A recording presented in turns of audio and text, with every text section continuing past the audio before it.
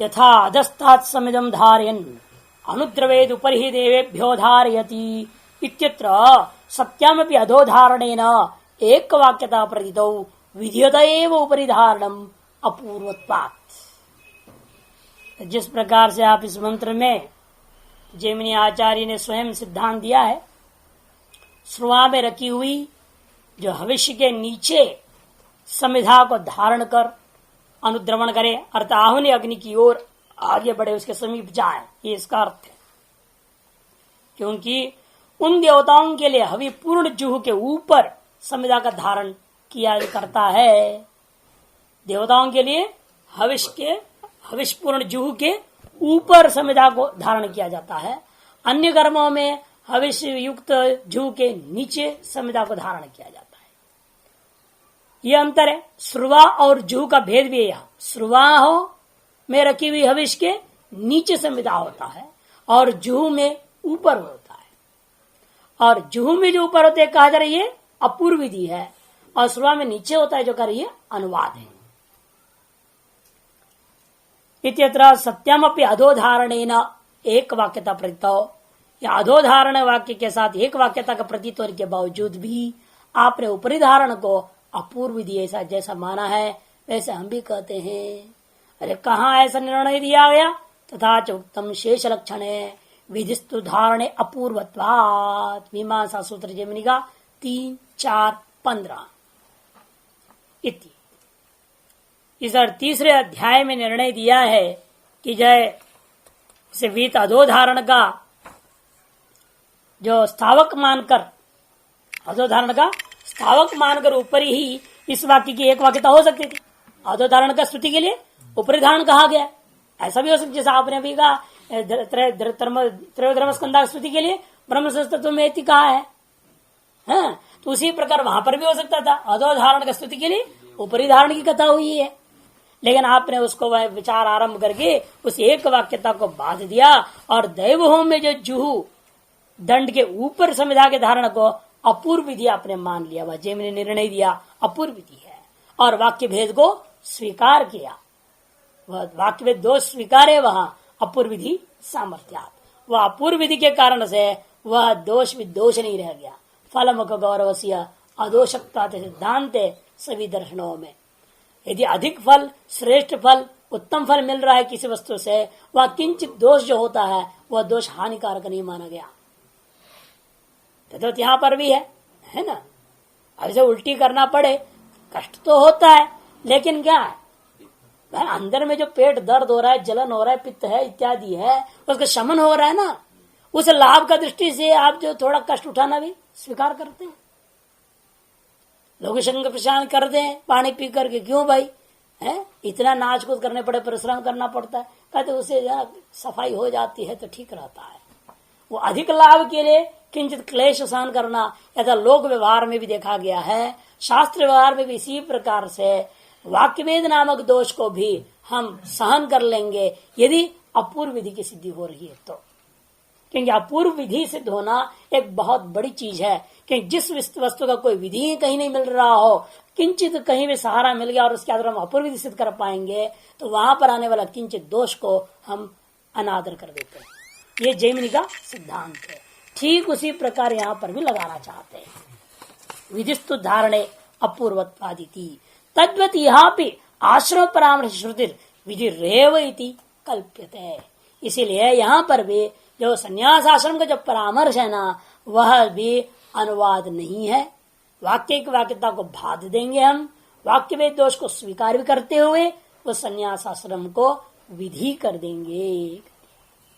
यदापि परामर्श एवं आश्रमांतराणाम तथापि, आगे ना, जब भी हम अन्य आश्रमों का कौन ब्रह्मचर्य गृहस्थ और वानप्रस्थ आश्रमों का परामर्श मानेंगे, तदापि तब भी ब्रह्म संस्थता संस्तव सामर्थ्याद अवश्यम विधेया गंतव्या। अरे ब्रह्म संस्थता जो है संस्तुति का सामर्थ्य से वहां अवश्य विधेय कोटि वहां स्वीकार करनी पड़ेगी, अपूर्व विधि मानना पड़ेगा। यदापि परामर्श इत्यादि साच किम चतुर्षु आश्रमेषु यस्य कस्यचित् आहोस्वित परिव्राजक से विवेक्तव्यम, यही से वर्ण का अंतर आरंभ हुआ। लेकिन वो ब्रह्म संस्था रूपी संन्यास विधि क्या स्वतंत्र संन्यास आश्रम है? इन तीनों आश्रमों से अलग कोई परिव्राजक के लिए है, अथवा इन तीनों में से कोई भी धारण कर सकता है संन्यास? अपने अपने में रहते हुए ब्रह्मचारी होते हुए सन्यासी, ग्रस्त होते हुए सन्यासी, वानप्रस्थ होते हुए सन्यासी हो जाए, क्या अलग कोई आश्रम ही मानना पड़ेगा इसके लिए? ठीक है, संन्यास विधि वो मानने को तैयार है, लेकिन वह संन्यास विधि इन्हीं तीनों के लिए है या इन तीनों से भिन्न के लिए? ये दूसरे वर्ण का विषय यहां से शुरू कर रहे हैं। साच किम चतुर्षु आश्रमेशु यस्य कस्यचित् आहोस्वित परिव्राजकस्यैव, अर्थात तो तीन आश्रम वालों को ही चौथे आश्रम का भी अधिकार है, अतो चौथा आश्रम इन तीनों से अतिरिक्त स्वतंत्र परिव्राजक नाम का चीज के लिए है। तब यदि च ब्रह्मचर्यात् तेषु ब्रह्मचारी अंतेषु नहीं ब्रह्मचर्यांतेषु ऐसा लेना, एक ब्रह्मचर्यांतेषु आश्रमेषु परामृश्यमानेषु, क्यों उल्टा क्रम शुरू हुआ है ना, पहले ग्रस्त का लिया, फिर वानप्रस्थ, फिर अंत में ब्रह्मचारी लिया है। उस मंत्र के आधार पर ले रहा ब्रह्मचर्यांतेषु, शुरू हुआ ग्रस्त से, फिर वानप्रस्थ तपयति द्वितीय और अंत ब्रह्मचारी को लिया। इसलिए ब्रह्मचर्यांत तीनों आश्रमों में परामृश्यमानेषु, वो परामृष्ट होगा जो उन्हीं तीनों में परिव्राजक को भी परामृष्ट, उन्हीं तीन में परिव्राजक भी परामर्श हो गया। ततः चतुर्णामपि आश्रमाणाम परामृष्टत्व अविशेषात, इसे चारों आश्रमों का परामर्श सामान्य रूप में न होने के कारण से अनावश्रमित्व अनुपत्तिश्च यह कश्चित, और ये संन्यास का कोई आश्रमी हो ही नहीं सकता, ये भी नहीं हो सकता ना, आप अनाश्रमित्व सिद्ध करोगे क्या? संन्यास का विधि भले ही है, लेकिन उस विधि का पालन करने कोई है ही नहीं, ऐसा भी नहीं कर सकते आप। अतः हम कहना है, पूर्व पक्ष कहता है, इसलिए हम कहते हैं यह कसी चतुर्ष आश्रम ब्रह्म संस्थ भविष्य, कोई भी ब्रह्म संस्थ हो सकता है, ब्रह्मचारी भी ब्रह्म संस्थ हो जाए, गृहस्थ भी ब्रह्म संस्थ हो जाएगा, कोई भी ब्रह्म संस्थ हो सकता है। अत न परामृष्ट तथा परिशिष्यमाण परिव्राट देव ब्रह्म संस्थिति, यह सिद्धांति इधर पूर्व पक्षवाद यदि से साच से संशय दिखाया दूसरे वर्णक का, यदि च से यहां तक पूर्व पक्ष सिद्ध किया, चारों में से किसी को भी हो सकता है ब्रह्म संस्थता, हर व्यक्ति योग्य है ब्रह्मज्ञानी होने का, है ही है। आज तो सब ब्रह्मज्ञानी हो ही चुके कलयुग में, तो नहीं कौन ब्रह्मज्ञानी नहीं है, सब अपने आप को ब्रह्मज्ञानी से कोई कम मानता नहीं। गृहस्थ गुरु परंपरा बहुत हो चुके ना, इसीलिए बहुत सारे गृहस्थ लोग हैं गुरु परंपरा चला रहे हैं, गुरु बनते हैं, मंत्र दीक्षा आते, सन्यासी सब दे देते हैं, स्वयं सफेद में रहेंगे दूसरे को लाल दे देते हैं, बड़ा आश्चर्य की बात ऐसे ही बहुत हो गए हैं, बड़ा विचित्र दुनिया है ये कलयुग में, तो क्या क्या देखने को मिलता है। तो इसलिए कहते हैं कि सभी को अधिकार है, कोई भी कहीं भी कैसा भी रहे, सब ब्रह्मज्ञानी हो सकते हैं। उसका बात खंडन करते कि नहीं नहीं, अथ न परामृष्ट ततः परिशिष्यमाण परिव्राट देव ब्रह्म संस्थिति सत्यति। अरे वास्तव में जैसे आप कह रहे हो चारों का परामर्श हो गया है, ऐसा नहीं है, न परामृष्ट था, जैसे तुमने कल्पना की वाक्यार्थ को, वैसे यहाँ नहीं है।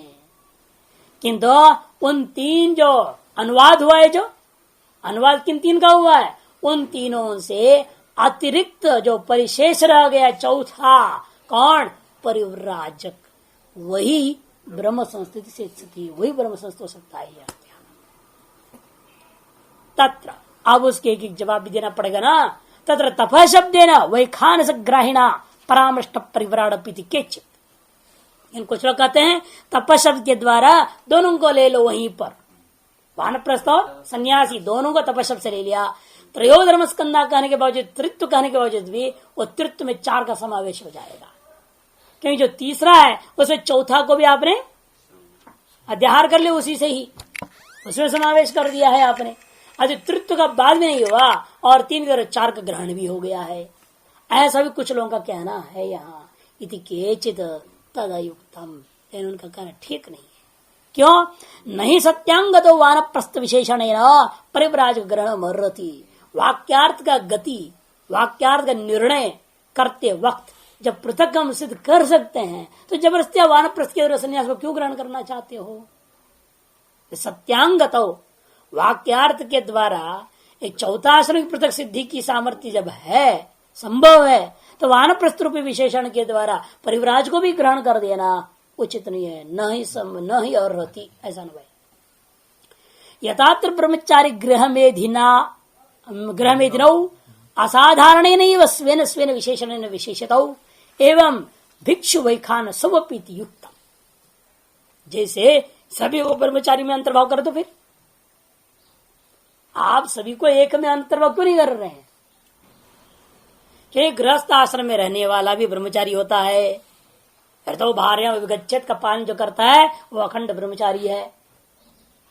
इसलिए ब्रह्मचारी 4 प्रकार का होता है, गृहस्थ भी 4 प्रकार, वानप्रस्थ भी 4 प्रकार, संन्यास भी 4 प्रकार के होते हैं, सब 4 प्रकार का होना। और जो इसलिए ब्रह्मचारियों में सबसे पहला होता है गायत्र ब्रह्मचारी। गायत्र ब्रह्मचारी वो होता है जो प्रेम संस्कार हुआ, उसे 3 दिन तक सम्यक प्रकार से गायत्री का अनुष्ठान किया, जब तब कर रहा है, समय से त्रिकाल संध्या कर रहा है, होम भी कर रहा है, सुबह शाम सब कुछ करा। तीसरे दिन के बाद चौथा दिन ही उसको पूर्णाहुति करके निपटा दिए, छुट्टी, जैसे आप सभी हैं। न किसी का दंड है, न किसी का अग्नि है, न कोई हवन कर रहा है, न कोई गायत्री करता है, कभी करता है नहीं भी करता, कभी कम करता कभी ज्यादा करता, कोई नियम नहीं, मन मौज। ये ब्राह्म नहीं है, ये गायत्री नहीं हो सकता। और ब्राह्म भी नहीं कि गुरुकुलवासी भी नहीं ना, वेदाध्ययन पर्यंत जो रहता है वो ब्राह्म ब्रह्मचारी होता है। वेदाध्ययन सांगोपांग युक्त वेदों का अध्ययन काल पर्यंत जो है गायत्री का अनुष्ठान करता हो, जो एक दंडी जो होकर के रहता है, स्वदंड को प्राप्त दंड को धारण करके रहता है, वह ब्रह्मचारी को कहते हैं ब्राह्म ब्रह्मचारी। गायत्र ब्राह्म, वेदाध्ययन तक ब्रह्मचर्य पालन करने वाला। तीसरा है प्राजापत्य, ऋतुकाल में स्वस्त्री अनुगामी और परस्त्री से विमुख रहने वाला, जो गृहस्थ को भी ब्रह्मचारी कह दिया, वह ब्रह्मचारी का नाम प्राजापत्य ब्रह्मचारी है। सपत्नीक, पत्नी है, वशिष्ठ जी जैसा 100 बच्चे भी हैं, लेकिन अखंड ब्रह्मचारी प्राजापत्य ब्रह्मचारी है, उनको प्राजापत्य ब्रह्मचारी कहा जाता है। चौथा है बृहन, आम मरण काल पर्यंत गुरुकुलवास करता हुआ ब्रह्मचर्य का पालन करने का निर्णय लिया हुआ जो नैष्ठिक ब्रह्मचारी है, उसका नाम बृहन। बृहत बृहन एक ही चीज। तो गायत्र, ब्राह्म, प्राजापत्य, बृहन नामक 4 प्रकार के ब्रह्मचारी हुए। इसे गृहस्थ, इसे देखो गृहस्थ आश्रम भी आ गया ना, उसी के अंदर ब्रह्मचारी में प्राजापत्य के अंदर आ ही गया।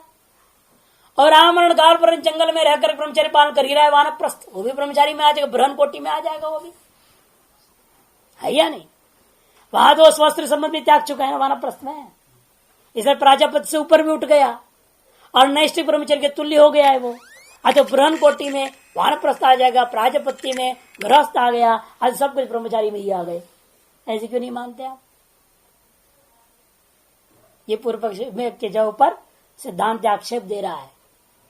इसलिए जिस पर आपने वहां पर माना ब्रह्मचर्य आश्रम और गृहस्थ आश्रम पृथक ग्रहण यथा असाधारण रूपेण स्वशब्द के द्वारा गृहीत मान रहे हो, उसी प्रकार से हम कहते हैं वानप्रस्थ संन्यास का पृथक दो ग्रहण करो, एक में दूसरे को अंतर्भाव मत करो। इसी प्रकार देख लो, गृहस्थ की 4 प्रकार का भी नाम तो समझ ले थोड़ी थोड़ी। गृहस्थ 4 प्रकार कौन कौन है? सबसे पहले वार्ताक वृत्ति नाम का है, जिसने ब्राह्मण, क्षत्रिय, वैश्य, शूद्र चारों लोग स्वाश्रम में बताया गया जो कर्म है, गोरक्षा है, कृषि है इत्यादि वैश्य के लिए, ब्राह्मण अध्ययन अध्यापन इत्यादि कर रहा वो, और क्षत्रिय रक्षा आदि कर रहा है, शूद्र सेवा कर्म कर रहा है। तो गृहस्थ आश्रम में रहने वाले इन 4 वर्ण वालों को स्व कर्म जो विहित है उनको करता जीने वाले का नाम वार्ताक वृत्ति गृहस्थ। और दूसरा सदा अयाचित वृत्ति ही से जीवन यापन कर रहा है, याजन, अध्यापन और प्रतिग्रह से विमुख है। क्योंकि ये अध्ययन कर रहा है, स्वयं यजन करता है, अध्ययन करता है और दान देने की क्षमता यथानुकूल करता है, किंतु अध्यापन नहीं करता, याचन भी नहीं करता, दान भी नहीं लेता, अयाचित भाव से रहने वाला जो होता है उस गृहस्थ को कहते हैं यायावर। और उससे ऊपर उठा षट कर्मों में अभिरत होकर के याचनादि वृत्ति के साथ संचयी जो होता है वो शालीन नामक वृत्ति है। वो याचनादि भी कर रहा है, साथ साथ षट कर्म में भी प्रवेश कर दिया, योगादि नीति शंख प्रक्षाल बस्ती वगैरह कर रहा है। मैंने गृहस्थ होते हुए योगाभ्यास के साथ जोड़ रखा है। षट कर्म पद्धति के मार्ग से आपके जो राजयोग हुआ, हठयोग हुआ, इनका भी अभ्यास कर रहा है।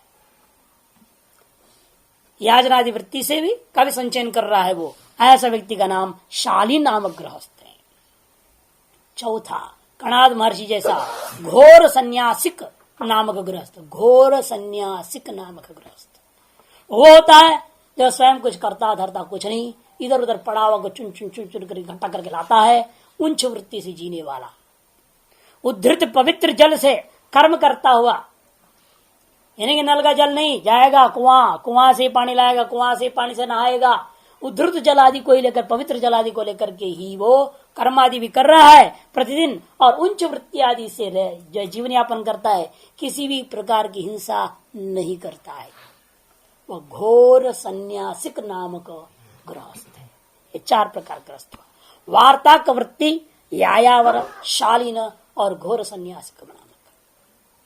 और वानप्रस्थ भी चार प्रकार के, वैखानस, औदुंबर, वालखिल्य और फेनप। ग्राम के बाहर विना जोते औषधियों को लेकर के खा के पी के जीने वाला, तपस्या करने वाला, वो वैखानस। अर्थात जंगल में स्वतः पैदा हुआ जो अनाज होता है, उन्हीं अनाजों के आधार पर जीने वाला है। गांव से भिक्षा भी नहीं लेता, गांव से भिक्षा नहीं ले रहा है वो। और जंगल में जो स्वतः उगे हुए पेड़ पौधे का फल फूल पत्ता और अनाज जो होता है, सावा चावल कोदो इत्यादि, उन्हीं के आधार पर काम चलाता है। न भिक्षा से गांव से न ले रहा है, न स्वयं उगा रहा है, स्वतः उगे हुए के आधार पर जीवने वाला जो वानप्रस्थी, उसका नाम वैखानस। और इससे विलक्षण दूसरा औदुंबर।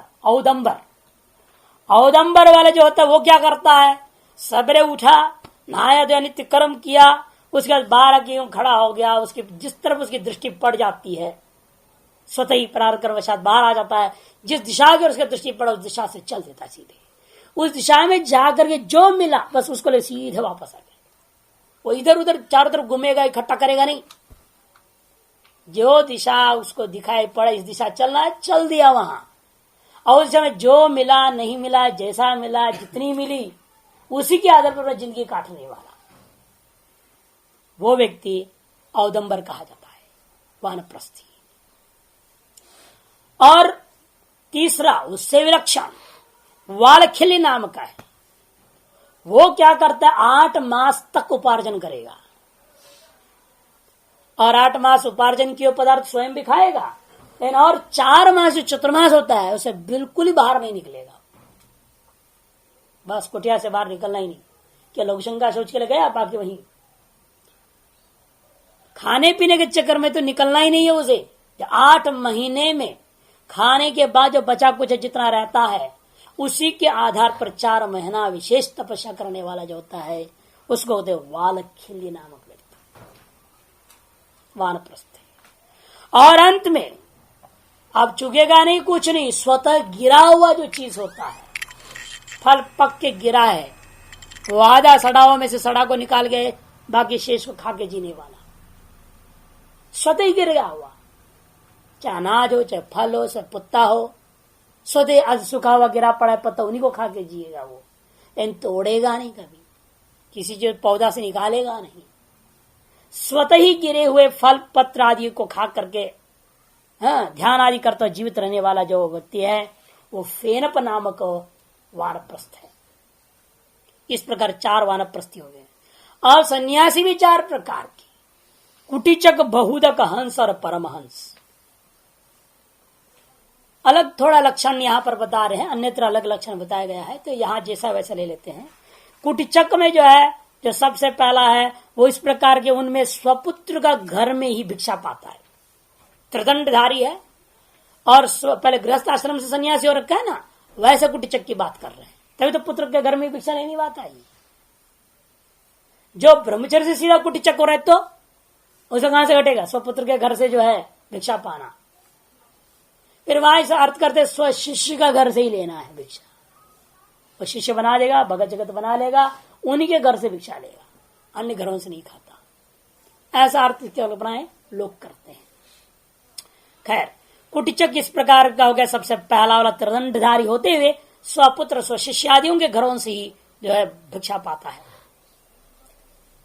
दूसरा बहुदक, इसी के बहुत चर्चाएं होती है, अधिकतर लोग यही स्थिति कोटि के हो जाते हैं। इसीलिए इनके पास झोली होता है, कमंडलू होता है, पवित्र रहते हैं, पादुकाएं पहनते हैं, आसन शिखा यज्ञोपवीत भी, कौपीन भी रहता है, कषाय वस्त्रधारी होता हुआ तीर्थों में भ्रमण करते हुए रहने वाला भिक्षाव्रत जीवन करता है, यह भी त्रिदंडी होता है।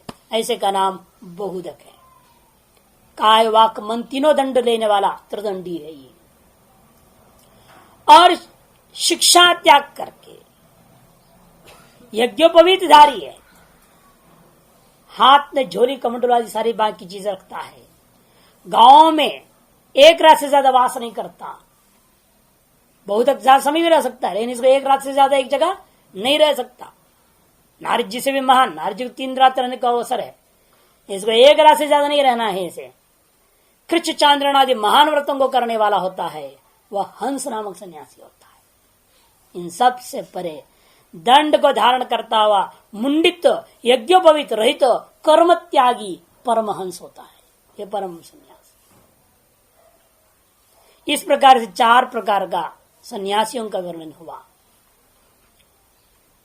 तो यहां सिद्धांति जो उठाया था उनमें से कहता है कि भाई वास्तव में आप जिस प्रकार लेना चाह रहे हो तो एक ही में सबका अंतर्भाव भी कर सकते। यदि अंतर्भाव करना ही है तो सब लक्षण वाले आपस में घटी रहे, यज्ञ पवित्र भी, उसके बाद शिखा भी, सन्यासियों में भी है एक ही है ना, बिना यज्ञ पवित्र बिना चोटी वाला, बाकी सब तो सन्यासी भी उसी वाले हैं। तो फिर सन्यास को ब्रह्मचर्य में डाल दो, सबको ब्रह्मचर्य में डाल दो, ऐसा नहीं होता।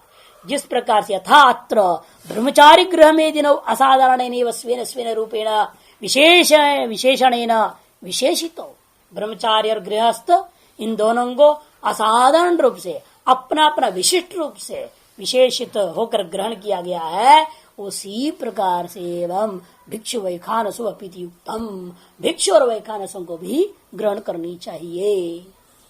तपश्च स्व असाधारण धर्मो वानप्रस्थानाम काय क्लेश प्रदान तप शब्द से तत्र रूढ़े है।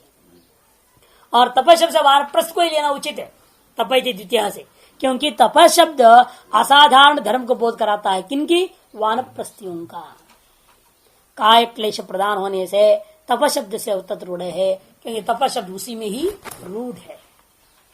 भिक्षोस्तु धर्म इंद्रिय संयमादि लक्षणों नैव तप शब्द अभिलप्यत है। भिक्षु का धर्म क्या है? इंद्रिय संयमादि रूपा है, वह तप शब्द के द्वारा रूढ़ नहीं है, गृहीत नहीं होता। चतुष्टवेन च प्रसिद्ध आश्रम तृतीय परामर्शन्ति अन्यायम च। और सबसे बड़ी बात, चातुर्वर्ण्य मया सृष्टम जैसा है, चातुर आश्रम में सृष्टम भी है, और प्रसिद्ध चतुराश्रम, उस चतुराश्रम जो प्रसिद्ध है उनको बात करके तृतीय परामर्श कर देना अनुचित हो जाएगा। अपिच भेद व्यपदेशोत्र भवती, यहाँ भेद व्यपदेश भी साफ दिख रहा है। कैसे? त्रय एते पुण्य लोकम लोकभाज एको अमृतत्व भाग तिथि।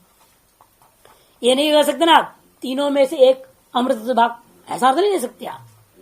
वो भी कहेगा पूर्व पक्ष, पहले तो कहते पूर्व पक्ष तीनों को अधिकार है, अब इस वाक्य के अंदर उसको कहना पड़ेगा 3 में से 1 को अधिकार है, उसका भी खंडन करेंगे। नहीं, 3 में से 1 नहीं लेना।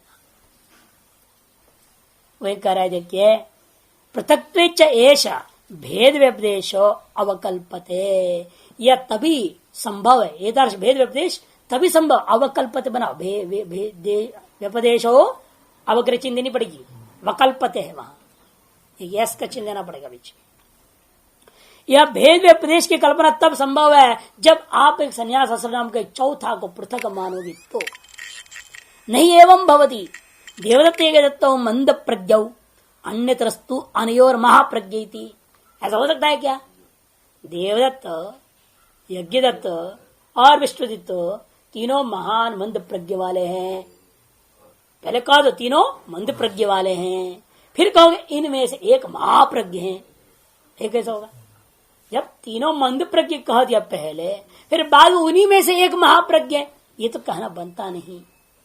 इस तरह से यहां पर भी त्रयो पुण्यलोक का जब कह दिया, तीनों पुण्यलोक ही प्राप्त करने वाले हैं, उन्हीं में से एक अमृत तो प्राप्त करेगा। ये कैसा होगा? नहीं हो सकता है ना। लोक में भी जब तीन को मंद प्रज्ञा, दो को मंद प्रज्ञा कह दोगे, उन्हीं में से एक बार महाप्रज्ञ कह देना यह तो असंभव है। सर तीन को पुण्यलोकवासी कहने के बाद उन्हीं में से एक को अमृतत्ववासी भी कह दो, ये तो ठीक बनता नहीं। इसलिए कहते नहीं एवं भवती, ऐसा कभी व्यवहार लोक में भी होता नहीं। क्या नहीं होता? देवदत्त यज्ञदत्तो मंद प्रज्ञो, कहा आपने देवदत्त और यज्ञ दोनों की दोनों कैसे हैं? मंद प्रज्ञ होते हैं। अन्यतरस्तु, लेकिन उन दोनों में से एक तो ऐसा है अनयोर महाप्रज्ञ, अनयोर अन्यतरस्तु महाप्रज्ञ। इन दोनों में से एक जो है लेकिन महान ज्ञानी पुरुष है, ऐसा कैसे कोई व्यवहार करेगा? ये कहते हैं मंद प्रज्ञौ,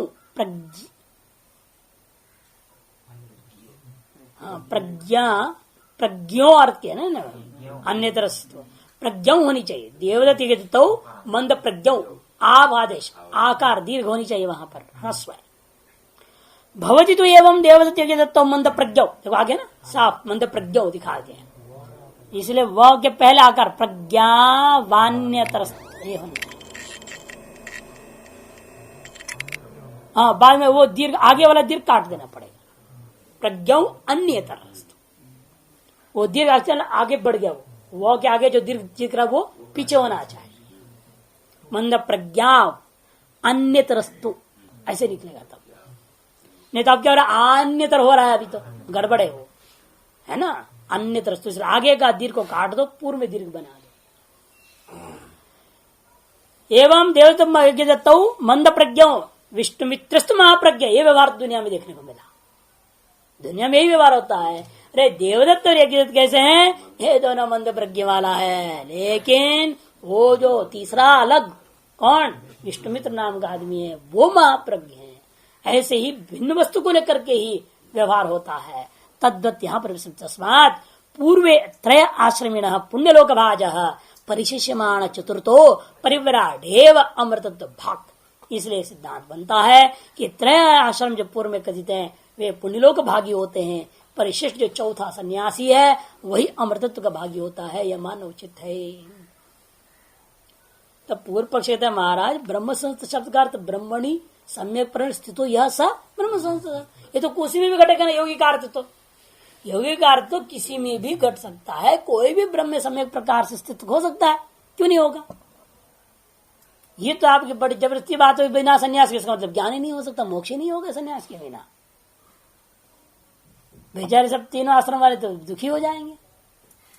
नहीं, अगर दुखी हो या सुखी हो, सच्चाई तो यही है। बिना गुरु का, बिना सन्यास का, बिना ज्ञानानुभूति का सन्यास मोक्ष तो होना है नहीं। इसलिए याज्ञवल्क्य के बेचारे इतना बड़ा परोक्ष ब्रह्मज्ञानी था, और जिसको लोग अपरोक्ष ब्रह्मज्ञानी ही मान लेते थे, वो भी बेचारा अंत में घर छोड़ के भागा। क्यों भागे फिर? है बड़े बड़े का यह हाल। तो इसलिए कहते कि देखो, ये आप दुखी हो सुखी हो आप जानिए आपकी बात, लेकिन यह बात पक्का है कि ब्रह्मसंस शब्द केवल परिव्राजक में ही रूढ़ करनी पड़ेगी। इसके योगी का अर्थ लेकर के सभी में समन्वय करना उचित नहीं है। उसके जवाब कथम पुनः ब्रह्मसंस शब्द योगात् प्रवर्तमान सर्वत्र संभवन परिव्राजक एवं अवतिष्ठेत। आगे ना पूर्व पक्ष, जो ब्रह्मसंस शब्द है योगात् प्रवर्तन, योग में योगी का अर्थ योगाद रूढ़ेर बलियसी कहते हैं ना। शब्द चार प्रकार कहते हैं, यौगिक होता है, रूढ़ होता है, योग रूढ़ होता है, यौगिक रूढ़ होता है। उनमें से यौगिक अर्थ से ब्रह्मणी सम्यक परिस्थितो या स ब्रह्म संस्था, ऐसा भी वाक्य कर रहेंगे हम। तो ये अर्थ तो प्रवर्तमान सर्वत्र संभवन, चारों आश्रमियों के लिए सर्वत्र ही घट सकता है। तो परिव्राजक एव कथम अवतिष्ठेत, परिव्राजक में इसका रूढ़ क्यों कर रहे हो? रूढ़ी अभ्युग में आश्रम मात्रा अमृतत्व प्राप्तेर ज्ञान आनृत के प्रसंग, एक और आपत्ति। एक तो रूढ़ी मानना आपत्ति, और रूढ़ी मानने से एक और समस्या होगी। जो जो संन्यास ले लेगा वो सबको ठीका हो गया, उन्हीं को मोक्ष मिल जाएगा, ज्ञानादेव तो कैवल्यम भंग हो जाएगा। ज्ञान की क्या जरूरत है? संन्यास ले लो, विधि में आ जाओ, संन्यास विधि हो गया, विरजा हवन कर दो, लाल पीला पहन लो, बात खत्म हो गई, मोक्ष हो गया तुम्हारा, गारंटी है कि नहीं? पूर्व पक्षी कहता है रूढ़ी अभिगम्य च आश्रम मात्रा अमृतत्व प्राप्त है, ज्ञान अनर्थ के प्रसंग इति आत्रोच्यते। तब सिद्धांति कहते नहीं ब्रह्म संस्थिति ब्रह्मणि परिसमाप्ति अनन्य व्यापार रूपम तन्निष्ठत्वम अभिधीयते। ब्रह्म संस्कार देने सीधे सीधा अर्थ कर दिया आपने, ब्रह्मणि सम्य स्थिता ब्रह्म संस्था है, नहीं है वहां। ब्रह्मणि एवं परिसमाप्ति अनन्य व्यापारता रूपम, अनन्य व्यापारता, अनन्य जो है अभेद बुद्धि का जो वृत्ति धारा बन रहा, तो वो भी उसमें लीन हो जाए जब तब तन्निष्ठत्वम अभिधीयते, उसी को ब्रह्मनिष्ठत्व कहा जाता है। तच्छत्रयाणाम आचरणम न संभवती, और ये बात तीनों अन्य आश्रम में संभव ही नहीं है। क्यों? तो भेदनिष्ठ है वो लोग, अनिष्ठ तो हो ही नहीं सकते। क्योंकि तो मैं, मेरा पत्नी, अमुक गोत्र अमुक ये सब कुछ लेके चल रहा है ना, वो कर्मकांड करेगा, वो पूजा पाठ करेगा, जब तब करेगा वो, उसके लिए तो ये संभव नहीं है। जो सब कुछ त्याग देता है उसी को संभव है। तच्च त्रयाणाम आश्रणाम न संभवती स्वाश्रम वीत कर्म अनुष्ठाने प्रत्यवाय श्रवणात्, कि स्वाश्रम विहित कर्म के जो अनुष्ठान नहीं करेगा उसको प्रत्यवाय लागू हो जाएगी, और कर्म जब करते रहेगा तो अभेद निष्ठ कैसे हो जाएगा वो? परिव्राजक से तो सर्व कर्म संन्यासात प्रत्यवाय न संभवती अनुष्ठान निमित्त। इसे सन्यासी को तो सर्वकर्म संन्यास का कहने से वहां प्रत्यवाय संभव ही नहीं है, इसलिए अनुष्ठान निमित्त का भेद वृत्ति हो सकता है। वह अनुष्ठान निमित्त भेद वृत्ति रहेगा, या अनुष्ठान अभेद वृत्ति आसान हो जाता है। अतएव के सन्यासी ही अद्वैत अनुभूति कर सकता है, दूसरा नहीं। और सन्यासी का धर्म क्या है? शास्त्र विहित, वो भी शब्दमादी है। सब निवृत्ति होने के लिए का प्रवृत्ति तो है नहीं, यहाँ प्रवृत्ति कर रहे हो बात अलग चीज, उनकी अपनी अपनी समस्या है ना। नकली सन्यासी जो होते हैं प्रवृत्ति में लगे रहते हैं, है ना। असली सन्यासी का काम शमधमादिस्तु तदियो धर्मो ब्रह्म संस्थाया उपोद्बल को न विरोधी। ब्रह्म संस्था का उपोद्बल के समर्थक ही है, सहयोगी है ये सब। कौन? शम दम इत्यादि जो बताया गया है, विवेक वैराग्य षट संपत्ति और जो है मुमुक्षुत्व, ये आपके ब्रह्म संस्था की प्राप्ति में सहयोगी होते हैं, विरोधी नहीं है। इनसे भेद बुद्धि बढ़ती नहीं है, इनसे भेद बुद्धि घटती जाती है। इनसे प्रवृत्ति में और रस नहीं होता, उसका निवृत्ति में रस मिलता है। इसीलिए शमदमादि के सन्यासी को वर्णन किया है। अन्य बाह्य भेद बुद्धि को बढ़ाने वाला किसी भी प्रकार कर्म को निषेध कर दिया। ब्रह्मनिष्ठत्व में वही तस्य शमदमादि उपबृंहितम स्वाश्रमहितं कर्म यज्ञादि च इतरेशाम। इसलिए ब्रह्मनिष्ठत्व में वही तस्य, ब्रह्मनिष्ठत्व होना ही उसका मुख्य कर्म है, लेकिन उसमें सहयोगी होता शमदमादि उपबृंहितम ब्रह्मनिष्ठत्व, उसके साथ जोड़ देना, शमदमादि से उपबृंहित जो ब्रह्मनिष्ठता, वही संन्यास आश्रम विहित कर्म समझो। यज्ञादि क्या है? वो इतरेशा, अन्यों के लिए। तद व्यतिक्रमे तस्य प्रतिवाय, इसे इसका व्यतिक्रम करके जाएगा तो सन्यासी को प्रतिवाय लगेगा। सन्यास लेकर के प्रवृत्ति परायण रहेगा, उसको जरूर प्रतिवाय लगेगा। शमदम तितिक्षा उपरति समाधान श्रद्धा, ये षट संपत्ति के योग्य कर्म विवेक वैराग्य और मोक्षता को बना के रखते हुए स्वाध्याय करता करता करता जब तक अपरोक्षानुभूति नहीं करेगा तब तक लगा नहीं रहेगा। जो वह व्यक्ति इस काम को छोड़ कर दूसरा कुछ भी करेगा, वह सन्यासी को प्रतिवाय लगो। इसलिए कहते देखो तत् व्यतिक्रमे च, इस व्यवस्था का व्यतिक्रमण जो करता है गृहस्थ भी इसी प्रकार से, उसके लिए यज्ञादि विहित है, और यज्ञादि छोड़ करके गृहस्थ होकर शमदम में लग जाता है, वो भी गलत है, उसको भी प्रतिभा लग जाएगी। चाहे सन्यासी हो, चाहे ब्रह्मचारी हो, चाहे वानप्रस्थ हो, चाहे गृहस्थ हो, जिनके लिए जो धर्म वेद है उसके व्यतिक्रम वो करेंगे तो उन पर प्रतिभा जरूर लागू हो जाता है। ये सब किसको कह रहे हैं? परोक्ष ब्रह्म ज्ञान वाले ही। अभी या विधि है, परोक्ष ब्रह्म ज्ञान भी नहीं, पढ़ने आया हुआ सन्यासी, पढ़ने के लिए भी सन्यास होता है ना, वेदांत श्रवण के लिए भी सन्यास, उसके तो विधि श्रवण करने के बाद अपरोक्षानुभूति के लिए भी हो सकता है, वो विद्वत सन्यास है। अनुभूति होने के बाद वो ब्रह्म ही है, उसके बाद न सन्यासी है न ग्रह, तो कोई नाम है नहीं, वहां तो कुछ भी लेना नहीं है, वो क्या है तो वही है जो है, सो बात खत्म। इसलिए कहते ये सब नियम उन लोगों के लिए जावत अनुभूति नहीं होती, उसके अंदर वाले को लेना, बाकी नहीं। ब्रह्म ज्ञानी को कैसे लगेगा, बात नहीं शंका करने का, नहीं, ये शंका नहीं करना, ये तो अज्ञान कोटि में रहने वाले सन्यासी की बात हो रही है। अभी उनके पास किसी के पास थियोरी है या थियोरी भी नहीं है, प्रैक्टिकल से दूर है, उन्हीं लोगों के लिए बात हो रहा है। तथा च न्यास इति ब्रह्मा, ब्रह्मा ही परः, परो ही ब्रह्मा, तानि वा एतानि अवराणि तपांसी न्यास एव अत्यरेचयत्, नारायणोपनिषद में आया है।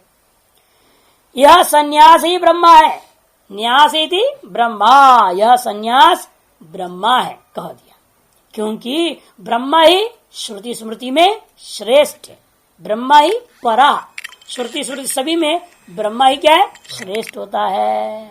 और कहते हैं आगे परो ही ब्रह्मा कह दिया, ब्रह्मा ही परो ही ब्रह्मा, विपरीत भी कर दिया, और संसार में जो पर तत्व है वही ब्रह्म तत्व है। तानि वा एतानि अवराणि तपांसी, इसे अन्य जितने भी तप है वह सब निम्न कोटि का है। सबसे श्रेष्ठ तप क्या है, न्यास एव त्यरेचयत्, इसलिए ब्रह्म माने सन्यास ही श्रेष्ठ है। ये जो तप है वे अल्प ही है, सन्यासी सबसे अधिक है, उत्तम है। वेदांत विज्ञा सुनिश्चितार्था संन्यास योगाजितः शुद्ध सत्वा मुंडक नारायण कैवल्य, अनेक उपनिषदों में इस प्रकार का मंत्र आया हुआ है। इत्याद्या इत्याद्या इत्याद्या हो गया, इत्याद्याः श्रुतया, इत्यादि श्रुतियां हैं समझो। जिन्होंने वेदांत जनित विज्ञान से ज्ञेय अर्थ का अच्छी तरह से निश्चय कर लिया है, वे संन्यास योग से यत्न करने वाले समस्त शुद्ध चित्त वाले होकर के पुरुष ब्रह्मलोक को अर्थात ब्रह्म एव लोकयति, ब्रह्मलोक को देह त्याग करते समय परम अमरत्व को ही भाव को प्राप्त कर जाते हैं, ऐसा मंत्रों में कहा गया है। इत्याद्या स्मृतयश्च, स्मृतियां क्या है, तद्बुद्धेस्तदात्मानस्तन्निष्ठा तत्परायणाः गीता। इत्याद्या ब्रह्मसंस्थस्य व कर्माभावं दर्शयन्ति, जो ब्रह्मसंस्थ है उसके लिए कर्म के अभाव ही दर्शाया है। तस्मात् परिव्राजकस्य आश्रम मात्रात् अमृतत्व प्राप्ति ज्ञान अनर्थ के प्रसंग येषोपि दोषो नावतरति, इसलिए केवल संन्यास धारण करने मात्र से मोक्ष हो जाएगा, यह शंका जो था उसका खंडन हो गया कि वेदांत विज्ञान सुनिश्चितार्था कह रहा है केवल न्यास तो श्रेष्ठ है, न्यास विज्ञान के बिना बेकारी है, ये सिद्ध हो गया ना वहां पर आगे। इसलिए कहते हैं परिव्राजकस्य आश्रम मात्र से मोक्ष की शंका, अमृत प्राप्ति की आशंका खत्म, ज्ञान के अनर्थ्य के दोष जो प्रसंग थे वह दोष भी दूर हो गया, उसका भी उतरने का कोई रास्ता ही नहीं रह गया। तदेवं परामर्शोपि इतरेषाम आश्रमाणां पारिव्रज्यं तावत् ब्रह्मसंस्थता लक्षणं लभ्येतैव, इस प्रकार से ये सिद्ध हो गया दोनों वर्णकों के द्वारा परामर्श होने से भी, बिना विधि को देखते हुए, अविधिवाचक शब्द विधिवाचक शब्द का न रहते हुए भी परामर्श पूर्वक वाक्य से भी संन्यास आश्रम का सिद्धि। परिव्राजकस्य आश्रम मात्राद तदेवं परामर्शे अपि इतरेषाम आश्रमाणां पारिव्राज्यं तद ब्रह्मसंस्था लक्षणं लभ्येतैव, अन्य आश्रमों के परामर्श के साथ साथ ये जो ब्रह्मसंस्था रूपा जो पारिव्राज्य आश्रम है यह भी लाभ हो गया। ये सारे विचार कैसे हुआ था, अनपेक्षैव जाबाल श्रुतिम आश्रमांतर विधायिनी अयम आचार्यण विचार प्रवर्तिता। जो जाबाल में श्रुति में साक्षात जो संन्यास आश्रम का विधिवाचक शब्दावली है उनकी अपेक्षा किए बिना जान करके व्यास आचार्य व्यास ने यह विचार आरंभ किए थे। विद्यते एव तु, अब आइए वास्तव में विद्यते एव तु आश्रमांतर विधि श्रुति प्रत्यक्षा, लेकिन आश्रमांतर श्रुति प्रत्यक्ष श्रुति भी विद्यमान है। ब्रह्मचर्यम परिसमाप्य गृही भवेद, गृही भूत्वा वनी भवेद, वनी भूत्वा प्रव्रजेद, यदि वेथरता ब्रह्मचर्यादेव प्रव्रजेद गृहाद्वा वनाद्वा इति न चयन श्रुति अनधिकृत विषया शक्य वक्तुम अविशेष श्रवणात्। ये भी नहीं कह सकता पूर्व पक्षी ये अनधिकृत विषय है, क्योंकि अनारभ्य हित है, किसी अनधिकृत विषयों को आरंभ करके अधित तो है नहीं। जो अनारभ्य हित होने से सर्वसामान्य हो जाता है वो अविशेष श्रवणात्। पृथक विधानाच अनधिकृतानाम, बल्कि उल्टा ये सब कथन करने के बाद में अनधिकृत को अलग से आरंभ किया। अनधिकृत लोग कर्माधिकारी भी नहीं, संन्यासाधिकारी भी नहीं है, जिसको आश्रम चतुष्टय के अधिकार से रहित जो हो गए हैं उनको क्या करना चाहिए वो अलग से आरंभ हुआ। अथो पुनरेव व्रति वा अव्रति वा स्नातकी वा अस्नातको वा अस्नातको वा उत्सन्नाग्निर अनग्निको वा इत्यादि न पृथक विधानाच्चनकृतानाम। क्योंकि जो है कि ब्रह्मचर्य भली भांति समाप्त कर गृहस्थ आश्रमी हो अथवा गृहस्थ और वानप्रस्थ हो अथवा वानप्रस्थ को परिव्राजक को इत्यादि विधियां तो है ही, उसके अलावा ये भी कह दिया व्रती हो अथवा अव्रती हो, अथवा ब्रह्मचारी हो या भ्रष्ट ब्रह्मचारी हो। ब्रह्मचारी दो प्रकार के ना, एक शुद्ध ब्रह्मचारी है जो सही सही, एक भ्रष्ट ब्रह्मचारी हो। भ्रष्ट को अव्रती इज्जत रख दिया, थोड़ा सीधा नहीं बोल रहा है भ्रष्ट शब्द इन्होंने, श्रुति है, माँ है ना, जैसा अपने बेटे को गाली दे दीजिए, बिगड़ा बेटा भी हो तो माँ तो गाली नहीं देती ना, तो ये श्रुति कर रही है, जानती है मेरा बात मान नहीं रहा है, ब्रह्मचर्य पालन नहीं कर रहा है, ये अव्रती है, ये इसलिए इज्जत से बोलती तुम अव्रती हो, चाहे व्रती हो चाहे अव्रती हो, चाहे स्नातक हो चाहे अस्नातक हो, स्नातक अथवा अस्नातक। और उत्सन्नाग्निक को, उत्सन्नाग्नि मैंने गृहस्थ होकर अग्नि लिया और बिना पहले ही छोड़ दिया उसको, जैसे लोग आजकल करते हैं, शादी करने के लिए जरूरत पड़ता है ना, वो लाइसेंस बेल्ट पहन लेते हैं, जिन्हों हो जाता है उपनयन संस्कार, शादी से 2 दिन पहले उपनयन संस्कार, शादी हुआ हनीमून गया वहां खुट्टी में गाड़ देता है, छुट्टी जान 4 दिन ही रहता है उसका जन्म।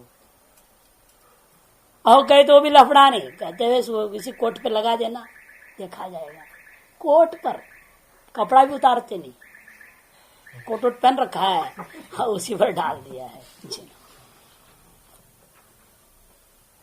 क्या करें, बोलते 12 चलने दो, आप पहुंच जाएंगे, उसके बाद निकाल देते, हटा देते इतना लोग।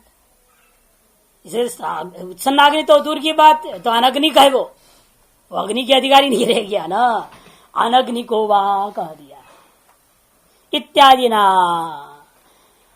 अग्निरहित पुरुष संन्यास ग्रहण करे इत्यसे कर्म अनधिकारियों का पृथक विधान है। कर्म अनधिकारी को भी संन्यास का विधान है, लेकिन पृथक विधान कर दिया।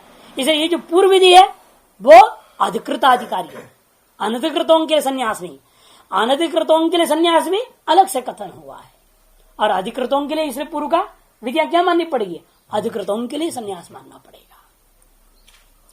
ब्रह्मज्ञान परिपाकांगत्वाच्च पारिवराज्यस्य न अनधिकृत विषयत्वम। ब्रह्म ज्ञान का फल प्राप्ति के अंगभूता है यह संन्यास। संन्यास के बिना ज्ञान का साक्षात्कार हो नहीं सकता, साफ सिद्ध कर रहे ना भाष्यकार, कहते इसलिए संन्यास जो है ब्रह्मानुभूति का अंग है। जैसे कर्म का अंग होते हैं, वो अंग के बिना क्या होगा, अपूर्व सिद्ध नहीं होते, फल मिलता नहीं। इसे ब्रह्म ज्ञान का परिपाक का अंगत्वाच पारिव्राज्य से न अनधिकृत विषयत्व में अनधिकृत विषय हो नहीं सकता।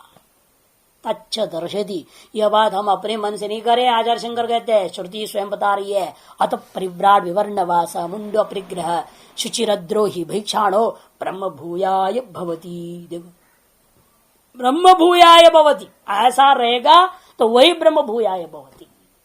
कैसा रहेगा, परिव्राजक होगा, विवर्णवासा होगा, मुंड होगा, अपरिग्रह, दाढ़ी छोड़ने वाले को नहीं मिलेगा मोक्ष करता जल्दी निकालना पड़ेगा, सन्यासी होना है तो ढंग का दाढ़ी मूछ निकालनी पड़ेगी।